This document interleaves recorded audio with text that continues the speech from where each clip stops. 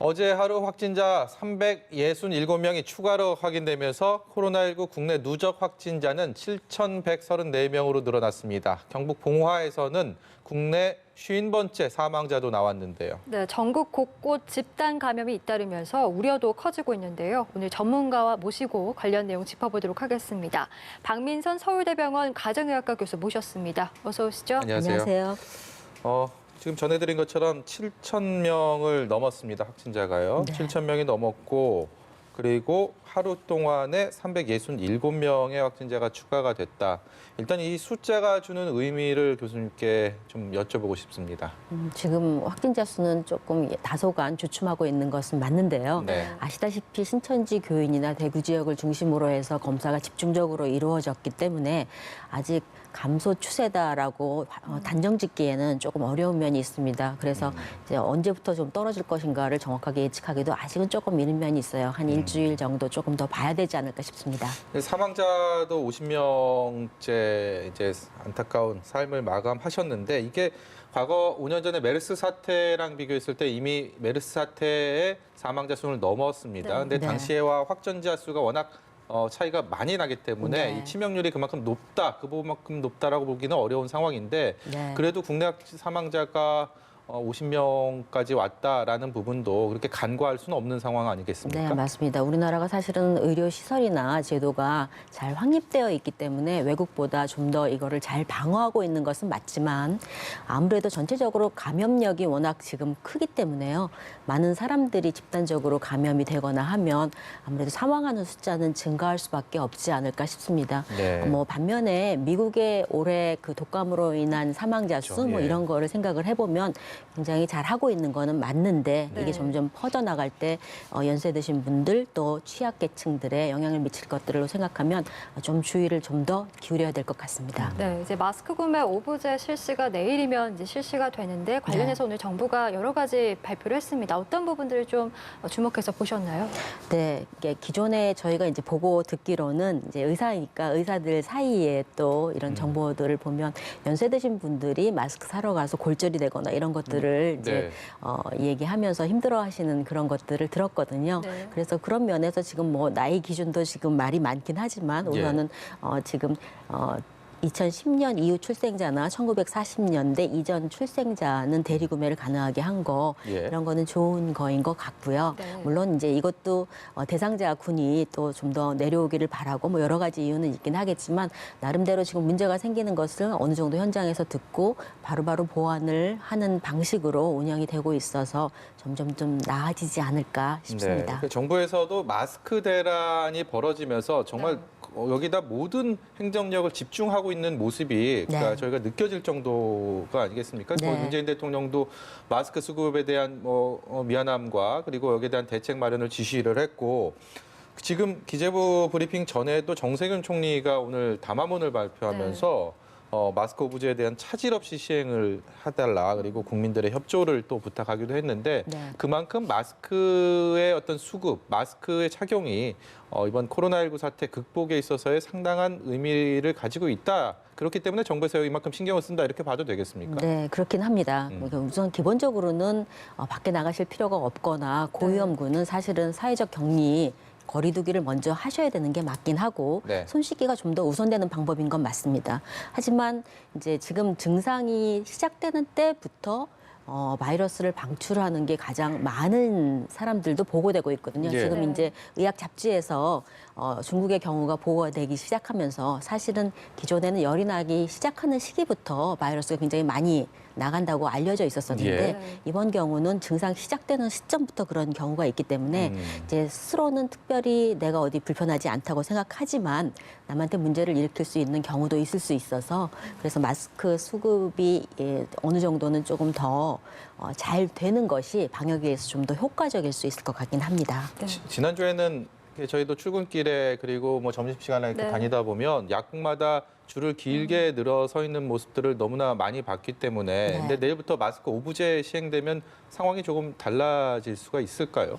글쎄요, 이제 해봐야지 알긴 하겠지만 어느 정도 지금 원칙을 가지고 시작을 하는 거니까 그래도 적극적으로 모두 같이 합심해서 해보면서 살펴봐야 될 것 같고요. 아무래도 기준 원칙은 가지고 가는 거니까 지금보다는 혼란이 좀 덜하지 않을까 싶습니다. 네, 지금은 뭐 구매를 하고 싶어도 구매를 못하는 경우가 많은데 네. 그래도 이렇게 오브제가 시행이 되면 내가 네. 원하는 요일에 살 수 있는 거니까 네. 그래도 좀 수급 대책이 나아질 거라고 예상을 합니다.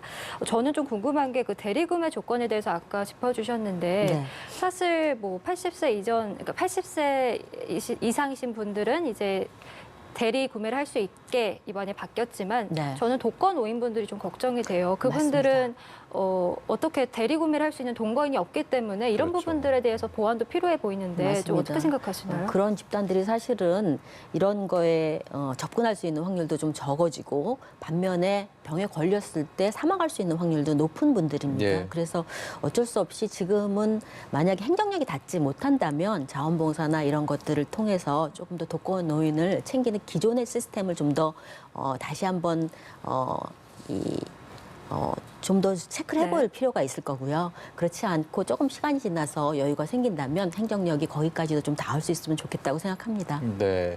이번 지역별 상황 좀 보겠습니다. 대구가 조금 전에 브리핑을 했어요. 대구 확진자가 294명이 늘어서 모두 5,300여 명이라고 대구 시장의 브리핑을 들었는데요. 이게 신천지 대구교회 신도가 얘기가 참 많이 나옵니다. 지금 9,000명 중에서 4,000명이 확진이 됐고 그리고 그 신도들이 또 모여 있는 아파트가 코호트 격리가 됐고 현재 그런 대구 상황들 대구가 좀 극복이 되면 전체적인 전국적인 코로나19의 어떤 확산세가 좀 주춤해질 거라는 게 일반적인 견해인데 대구의 어떤 과제라고 할까요? 어떤 게 있을까요? 네, 그게 사실 이제 지금 일부 대구 신천지 교인들이 많이 사는 아파트는 지금 격리에 들어갔다고 알려져 있지 않습니까? 네. 사실은 이제 근본적으로 어떤 집단 자체가 클러스터로 생기면 네. 사실은 격리가 맞는 거이긴 한데 대구는 너무 광범위한 지역이라서 네. 또 그리고 자체적으로 시민들이 잘 하고 있기 때문에 그럴 수 있는 그러기에는 좀 그렇고 어쨌든 일부 집단의 클러스터가 생긴다면 그쪽은 기본적으로는 격리하는 게 맞고요. 네. 그리고 대구나 신천지, 경북 이쪽이 조금 더 컨트롤이 되면 아무래도 확산세는 줄어들 게 확실할 것 같습니다. 지금 대구 한마음 아파트 같은 경우는 아파트 초유로 그 코호트 정리가 내려졌잖아요. 네. 이게 언제부터 언제까지 좀 통제가 되는 건지도 궁금하거든요. 네, 지금 만약에 그 확진자이고 증상이 없다면 원래 격리 기간이 14일 정도이니까요. 지금 확진 받은 사람들의 확진 일수 그리고 마지막 대상자 뭐 이런 것들을 고려해서 아마 14일 마지막 대상자의 14일 정도에 해당하는 그런 기간이 돼야 되겠죠. 저희가 이 코로나19 사태 초기만 해도 그 코호트 격리라는 생소한 용어를 저희 방송을 통해서 전해드리면서 이게 병원에만 해당되는 건 줄 알았습니다. 네. 근데 네. 이제 아파트 일반 시민들이 거주하는 아파트가 이렇게 코호트 격리가 되는 상황들을 보면서 왜 지금 꽤 한 달 이상의 시간이 코로나19 네. 사태 이후에 시간이 흘러왔는데 지금까지 그 아파트에 대한 상황 파악이나 이런 것들이 안 돼 있는 상황에서 우리가 왜 이 상황을 맞게 됐느냐라는 생각도 안타까움을 좀 많이 네. 들고 합니다. 맞습니다. 유감스럽고 안타깝긴 하지만 사실은 코로나19 같은 경우에는 기존에 저희가 겪었던 바이러스와 행태가 조금 많이 달라서요. 네. 사실 중국에서 처음에 사망자가 많고 굉장히 특정 집단을 통해서 굉장히 이게 클러스터로 생기는 거를 봤을 때 예. 저희가 이제 신천지나 이런 게 생기면 그 사람들이 집중적으로 사는 거주지도 한번 생각을 해봤어야 하는 것이 맞는 것 같기는 합니다. 그렇죠.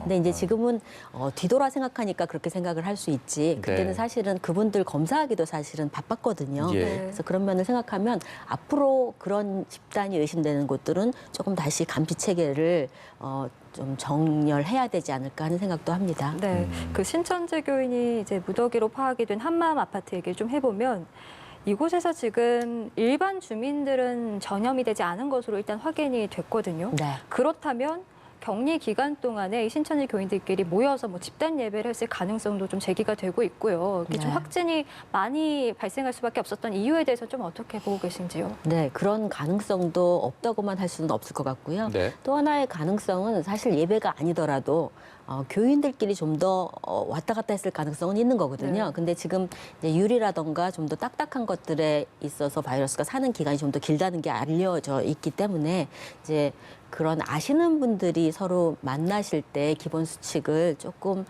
등한시하신 거는 아닐까 하는 생각을 하게 되고요. 네. 그래도 하여튼 그 부근에 계시는 분들은 가까운데 엘리베이터를 타고 내려간다든가 쓰레기를 버리러 내려간다든가 할 때도 기본 수칙을 딱 지켜주셔야 할 것 같습니다. 네.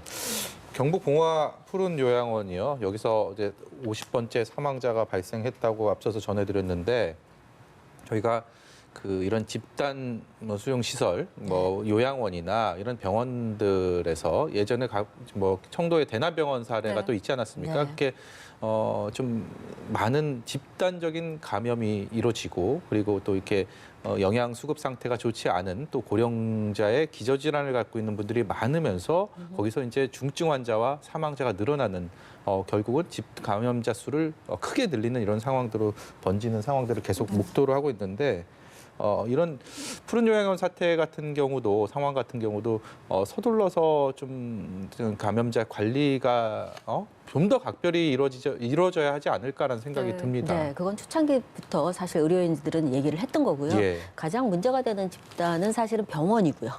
병원이고 병원은 이제 그만큼 좀 더 일찍부터 감시 체계를 발동했던 게 맞고요. 그 요양원이 그 다음 집단일 수 있습니다. 네. 그래서 이제 의료인들은 사실은 두 번째로 요양원을 많이 얘기를 하긴 했었었고요. 지금이라도 조금 더 선제적으로 요양원 전체에 대해서는 조금 역학조사나 감시 체계나 이런 것들을 열심히 체크할 필요가 있겠습니다.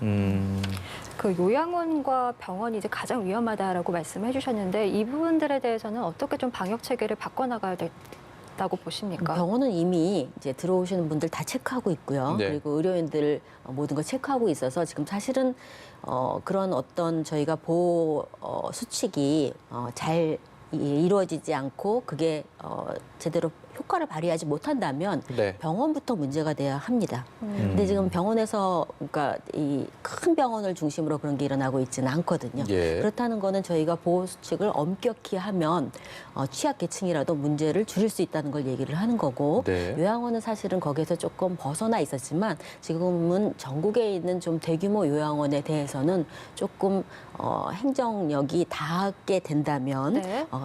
적극적으로 체크할 수 있는 부분은 체크하고 이미 환자가 나오신 분에 대해서는 지금도 이미 코호트로 격리하는 부분도 있는 것 같긴 한데 그런 것들을 좀 더 잘 적용해야 할 것 같습니다.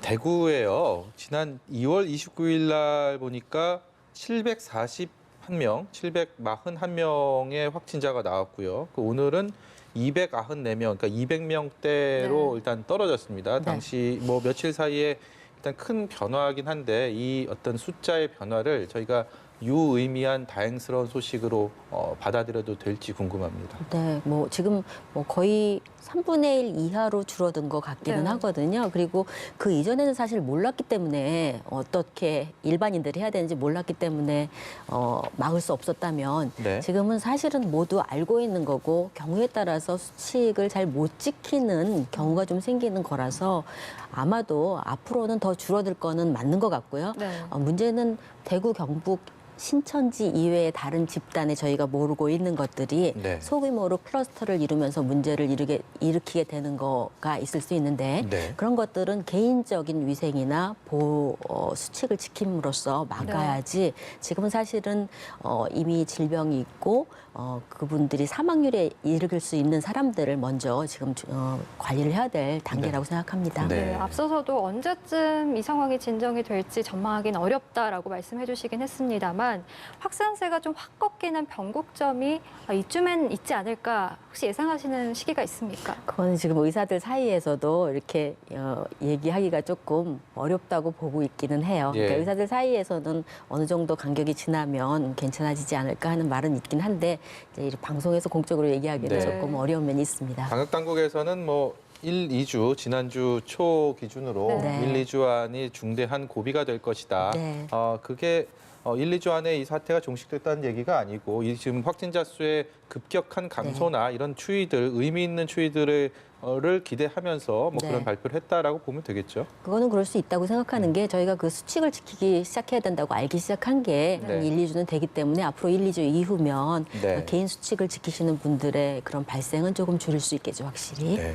대구 경북 지역을 제외하고요. 지금 천안 같은 경우는 충청권의 발병자 중에 가장 많은 네. 90명까지 나왔는데 이게 줌바 댄스라고 하더라고요. 네. 거기서 이제 감염자가 많이 추가로 나오고 있고 반면에 부산이나 경남, 전북, 광주 전남 쪽 같은 경우는 네.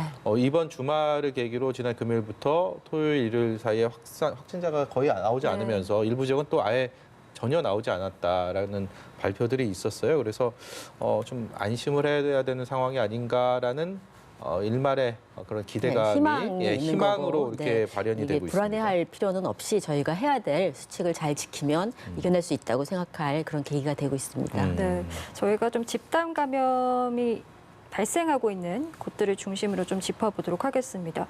지금 우리나라 행정의 중심이죠. 정부 세종청사에서도 확진자가 발생을 했습니다. 이곳에는 한 15,000명 정도가 상주 인원이라고 하던데 선제적인 좀 조치가 필요한 시점이 아닐까 싶습니다. 네, 맞습니다.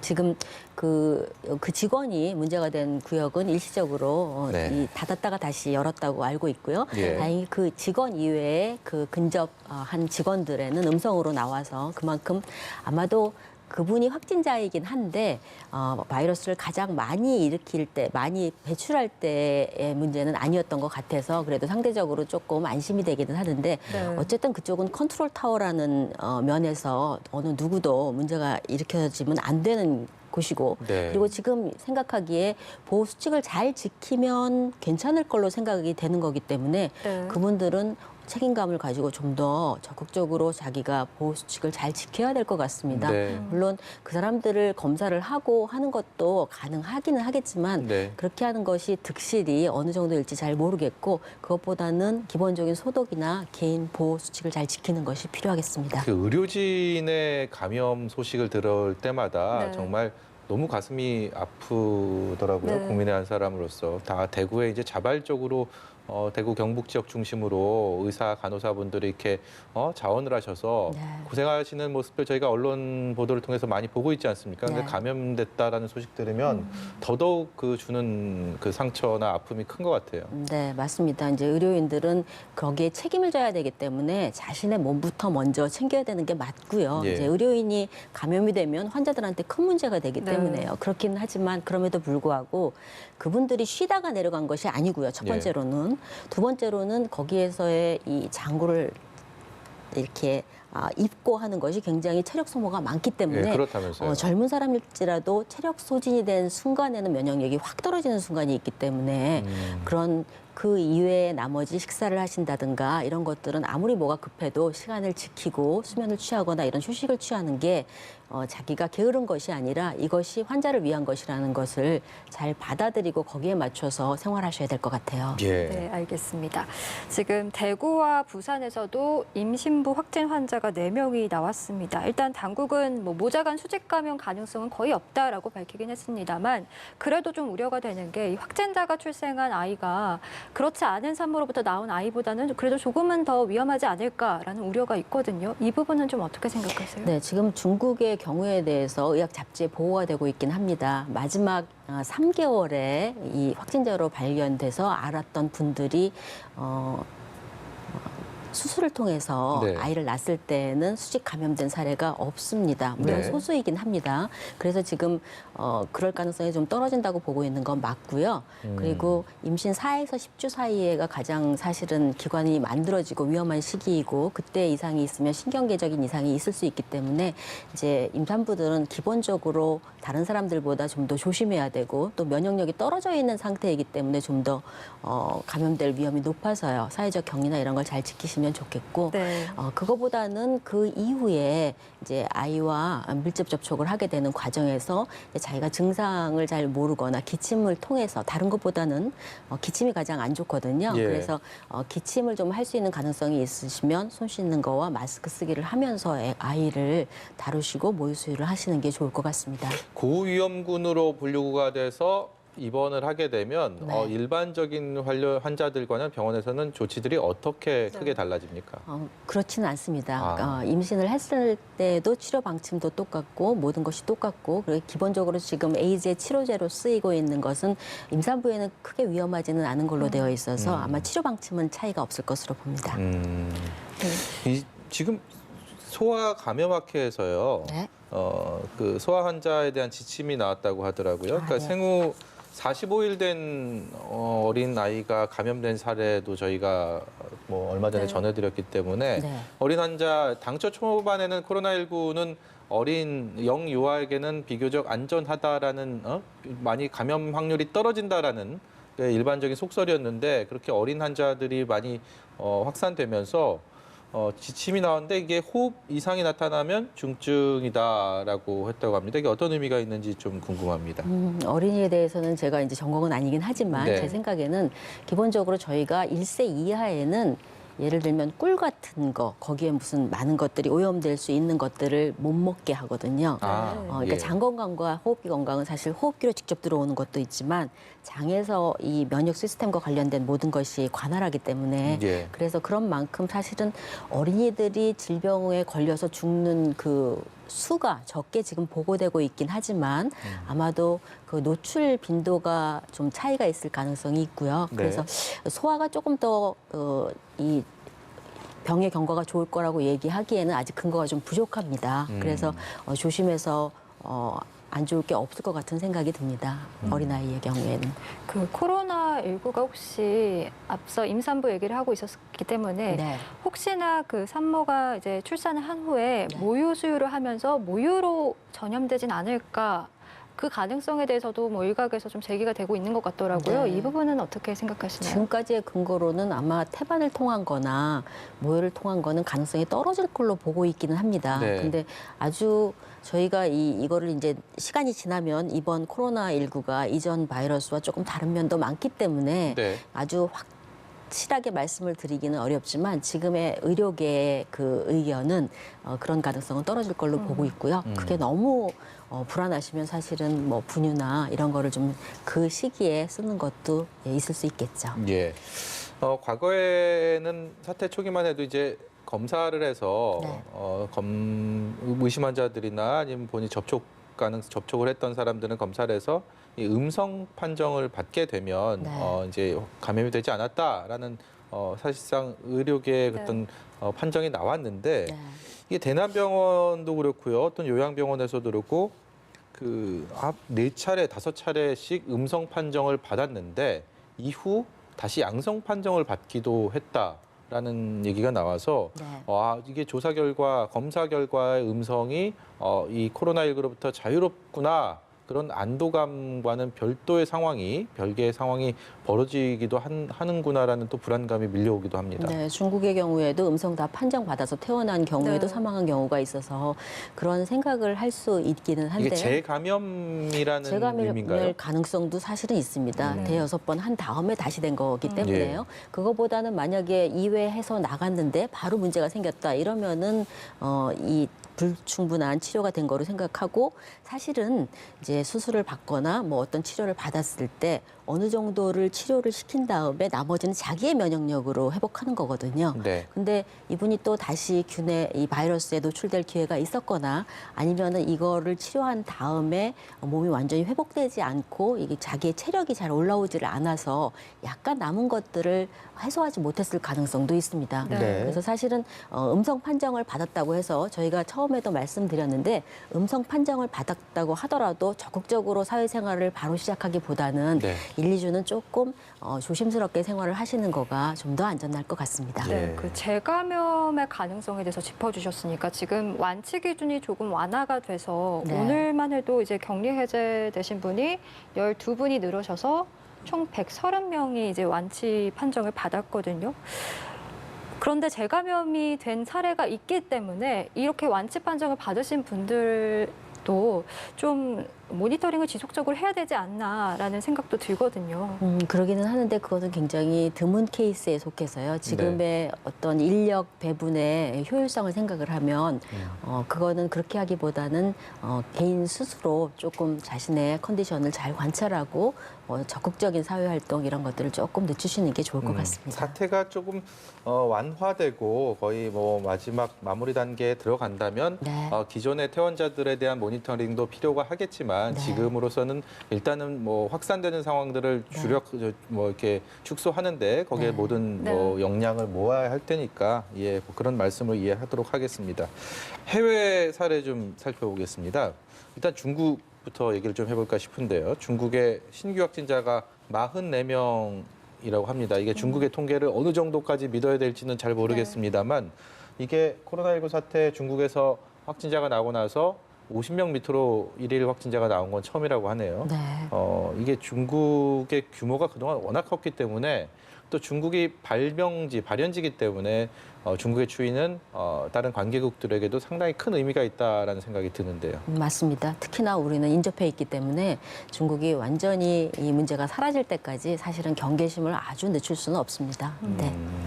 이게 하루 통계가 50명 밑으로 내려왔다라는 게 결국은 우리 쪽으로도 어떤 중국에서 치료제들을 또 이것저것 많이 써보는 것 같더라고요. 되게 네. 들어보면 외신 보도들 보면 그게 우리한테도 긍정적인 신호가 될 수 있을까요? 그럼요. 그러니까 지금 중국에서의 그 임상 경험을 저희가 보고 그런 것들을 이미 보고서를 보고 있거든요. 네, 그래서 우선 저희가 모르는 것을 하는 것보다는 네. 기존의 임상 경험을 도입해서 환자를 치료하거나 또 예방하는데 지침으로 사용하는 게 현명하겠죠. 네. 예. 지금 미국의 상황도 심각합니다. 숨진 사람이 모두 19명이고요. 전체 감염자도 거의 400명 넘게 늘어났는데 지금 유럽에선 또 이탈리아도 굉장히 심각합니다. 누적 확진자가 6천 명에 육박하는데 지금 이런 각국의 상황들을 좀 보셨을 때 네. 이제 팬데믹의 상황이다. 그 상황까지 갈 수 있다라고 좀 예측을 하시는지 어떻게 생각하시나요? 굉장히 어려운 부분인데요. 네. 팬데믹은 이제 몇몇 국가가 문제가 되느냐 하는 거라서 지금 아직 거기에는 이르지 못한 것 같고요. 네. 115개국인가 그런 기준이 있었던 것 같고요. 근데 이제 미국 같은 경우는 제가 이탈리아의 실정은 잘 모르지만 네. 기본적으로는 공적 의료 체제가 어느 정도는 발달한 나라라고 알고 있고요. 이제 네. 근본적으로 여행이 중요한 그런 산업이기 때문에 네. 이런 일이 일어나지 않을까 하는 생각을 하고 근데 미국 같은 경우에는 사실 의료비가 굉장히 비싸고 그렇죠. 의료 체계가 사실은 우리나라보다는 조금 접근성이 떨어지는 나라이기 때문에 그리고 이 국민 구성원들도 다양한 구성원으로 되어 있어서 오히려 미국은 문제가 되면 훨씬 더 이게 좀 빨리 퍼지거나 그럴 수 있는 가능성도 있다고 생각을 합니다. 그래서 이제 그런 실정 전체적으로 생각하면 각 나라가 이제 다른 나라의 문제라고 생각할 그런 것은 아니라고 생각합니다. 저희가 사태 초기에 10명 미만의 확진자들이 나오다가 네. 이제 대구 경북 지역을 중심으로 신천지 특히 교회를 중심으로 확진자 수가 수백 명씩 하루에 나오는 지금 상황을 맞게 됐단 말이죠. 네. 그렇다면 시간이 한 2, 3주 정도 그 기간이 지났기 때문에 이쯤 되면 어느 정도 치료 대부분이 경증이 많다고 하니까 그러면 이 완치가 돼서 퇴원하는 사람들도 또 수백 명이 되는 시대가 상황이 네. 곧 돌아오지 않겠느냐 네, 이런 오겠죠. 생각이 상식적인 생각입니다. 어떻습니까? 오겠죠. 그리고 지금은 그때는 몰랐기 때문에 방어할 수 있는 거를 몰랐기 때문에 아주 크게 문제가 됐다면 네. 지금은 적어도 모든 사람들이 인지하고 있거든요. 그래서 그런 규모로 퍼진다기보다는 소규모 클러스터로 문제를 이렇게 아주 끊어지지 않고 일어날 수 있는 가능성이 조금 더 높을 것 같습니다. 네. 마지막으로 그 코로나19와 관련해서 아직까지 치료제와 백신이 나오지 않았잖아요. 네. 그런데 중국 쪽에서 이제 뭐 이 바이러스 변이가 있었다라는 논문도 밝혀지고 해서 사실 많이 우려가 됩니다. 만약에 바이러스 변이가 있다고 하면 이 부분은 그 가능성에 대해서는 어떻게 보시는지도 궁금하고요. 네, 그 의료인들이 지금 가장 걱정하는 부분은 그 부분입니다. 이제 변이가 있기도 하고 그거에 맞춰서 저희가 백신을 만들어서 임상 실험을 했다고 하더라도 또 실제적으로 다시 이제 이게 잠잠해지고 다시 문제가 될 때 그 종이 똑같으라는 법이 또 없거든요. 네. 그래서 사실 그 부분은 참 해결하기 어려운 문제이기는 한데 꾸준히 여러 각국에서 노력을 하면서 할 것 같고요. 이제 마치 인플루엔자처럼 인플루엔자는 여러 변이가 있지만 기본 몇 가지 형을 가지고 저희가 예방접종을 하는 거거든요. 네. 그래서 그게 아니고 딴 게 유행하면 사실은 못 잡는 경우도 있죠. 그러니까 네. 이제 바이러스에 대해서 인간은 앞으로 또 모르는 것이 나올 수 있기 때문에 자기의 체력과 건강에 대해서 과신하지 말고 네, 자기 건강 관리 우선 기본적으로 평상시에도 잘 하는 게 필요하겠습니다. 네, 이번 제가 한 가지만 개인적으로 더 여쭤보고 싶은 게 있어서요. 그 코로나19 사태가 워낙 확산이 되다 보니까 가짜 뉴스가 정말 횡행하고 있습니다. 저한테도 가짜 뉴스 많이 보내옵니다. 그래서 이런 건 아니다라고 얘기하는 것도 솔직히 좀 지치기도 하고 또 제가 얘기하면 잘 안 믿더라고요. 그래서 교수님께서 어떤 가짜 뉴스에 어떻게 대응해야 되는 부분들과 또 개인위생 수칙 등 지금 코로나19 상황에 극복하기 위해서 시청자 여러분께 좀 부탁드리고 싶은 말씀 있으면 제가 마지막으로 좀 네. 말씀 좀 해주십시오. 예. 지금 아무래도 불안하시기 때문에 뭐라도 잡고 싶으신 게 사실입니다. 근데 근본적으로는 지금 안전 수칙에 말씀드린 손 씻기, 마스크 쓰기, 그다음에 사회적인 거리 유지하기 이거를 첫 번째로 지키셔야 되는 건 맞고요. 그다음에 체력과 자기의 면역력 관할한 거를 보시려면 젊은 분들은 불규칙한 수면, 불규칙한 생활, 그다음에 지나친 스트레스가 가장 크고요. 그러니까 과로가 가장 큰 문제입니다. 그리고 연세 드신 분들은 스트레스가 먼저 오는 것이 아니라 영양이 안 되면 식사를 제대로 못 하시면 그다음에 체력이 떨어지고 감정도 나빠지고 더 불안해지는 일련의 과정을 가게 돼 있거든요. 네. 그래서 뭐 마늘이 좋다거나 무슨 음식을 찾으시는 경우가 있어요. 근데 음식보다는 시간에 맞춰서 식사하셔서 체력이 떨어지는 순간을 안 만들고 면역력이 떨어지는 순간을 안 만드는 게 중요하고요. 또 이제 나이가 드시면 소식이 좋다고 생각하시는 경향이 있는데 여기서 가장 중요한 게 죽지 않게 되는데 가장 중요한 게 심장이 지속적으로 피를 잘 뿜으면 안 죽는 겁니다. 네. 폐에 뭐가 들어와도 이제 그럴 힘이 있으면 안 죽는 건데 어떤 순간 이게 굉장히 힘들어지는 순간에 죽는 거거든요. 그래서 이 식사를 제대로 하시는 것뿐만 아니라 약간 평상시보다 포만감이 있게 식사를 하시는 게 중요하겠습니다. 포만감을 느껴야 머리에서 이게 딱 이제는 잘 뛰어야 되는 순간이야 하고 예. 인식을 하고 피를 확 내보내거든요. 그래서 그 순간 모든 장기가 제1을 하면서 면역력도 제1을 하기 때문에 평상시 소식하시는 것들을 조금 지금 푸셔야 될 시기입니다. 네, 알겠습니다. 오늘 백순영 가톨릭의대 교수 모시고 코로나19 박민선 서울대병원 네, 백순영. 교수죠? 예. 네. 박민선 서울대병원 가정의학과 교수 말씀은 여기까지 듣도록 듣도록 하겠습니다. 네, 감사합니다. 고맙습니다. 네.